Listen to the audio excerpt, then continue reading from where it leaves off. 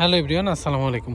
চলে আসলাম আরও একটি নতুন ভিডিও নিয়ে। আজকে দুইটা বিষয় নিয়ে কথা বলবো, সেটা হচ্ছে এই বাইকের মাইলেজ এবং পারফরমেন্স। এই দুইটাই এই ভিডিওতে আপনারা জানতে পারবেন।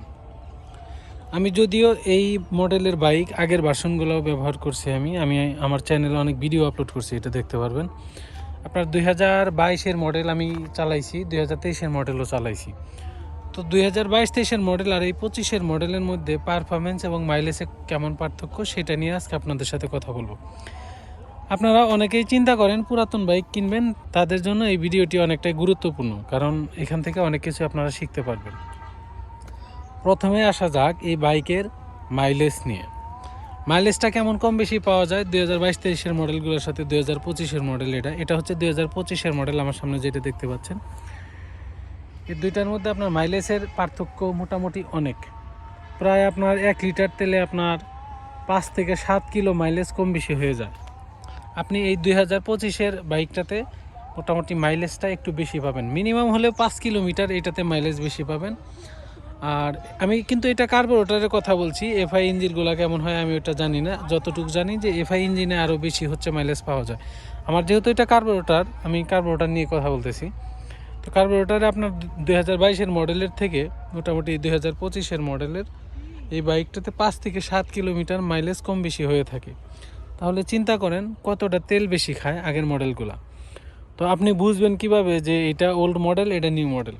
আপনার এই যে নিউ মডেল যেটা, এটাতে দেখবেন আপনার হচ্ছে এই যে এখানে ইঞ্জিন অয়েল 850 ml, আর আগেরগুলাতে 800 ml, মানে 200 ml কম লাগতো, এটাতে লাগে 800 ml, মানে 50 ml বেশি লাগে। তো আপনারা এটা দেখে কিন্তু খুব সহজেই চিনতে পারবেন যে নিউ মডেল আর ওল্ড মডেলের মধ্যে পার্থক্য।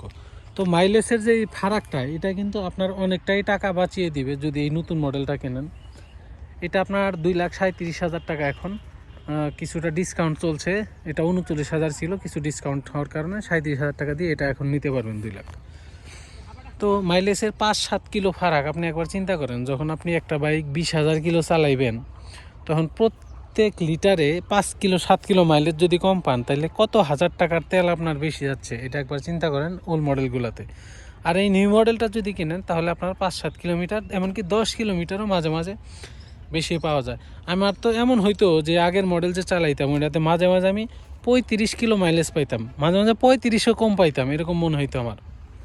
কারণ হচ্ছে ওই ইঞ্জিনটাতে প্রচুর পরিমাণ তেল খাইতো, এটাতে সেই তুলনায় খুবই কম খায়। আমার মনে হচ্ছে এটার থেকে আমি মাঝে মাঝে 45 থেকে 48 কিলোমিটার মাইলেজও পাই মাঝে মাঝে।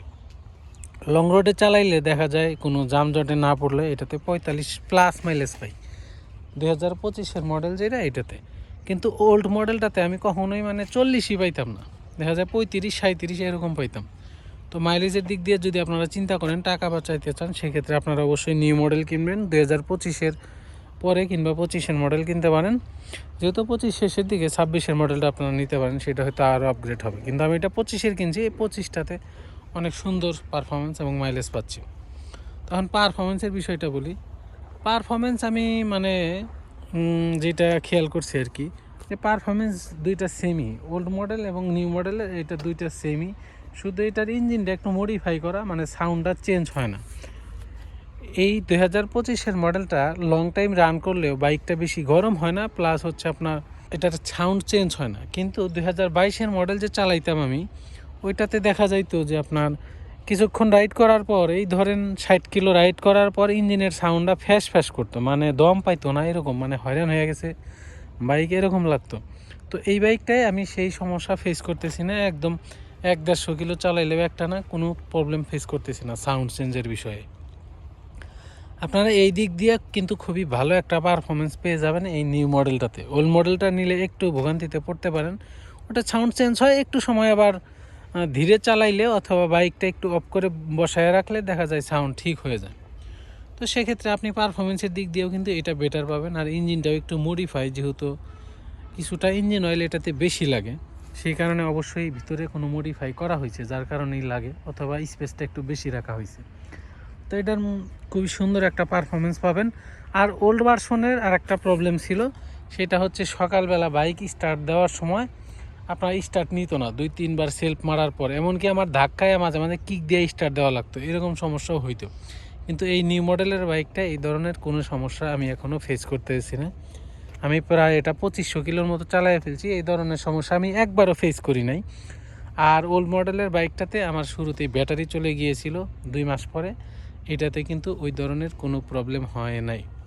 তো দেখা যাক, যদি নেক্সটে কোনো প্রবলেম পাই এটা অবশ্যই আপনাদেরকে রিভিউ দেবো। যেহেতু আমি কারোর স্পন্সর ভিডিও করি না, যেটা ভালো ওইটা ভালোই বলতে হবে, খারাপটারে খারাপই বলতে হবে। ভিডিওটি দেখে উপকার হয়ে থাকলে অবশ্যই লাইক দিয়ে আমার চ্যানেলটি সাবস্ক্রাইব করবেন। আর আপনারাও কি আমার মতো সেম এই সমস্যাগুলো ওল্ড ভার্সনে ফেস করছেন কিনা অবশ্যই কমেন্ট করে জানাবেন। ধন্যবাদ, দেখা হবে নতুন ভিডিওতে।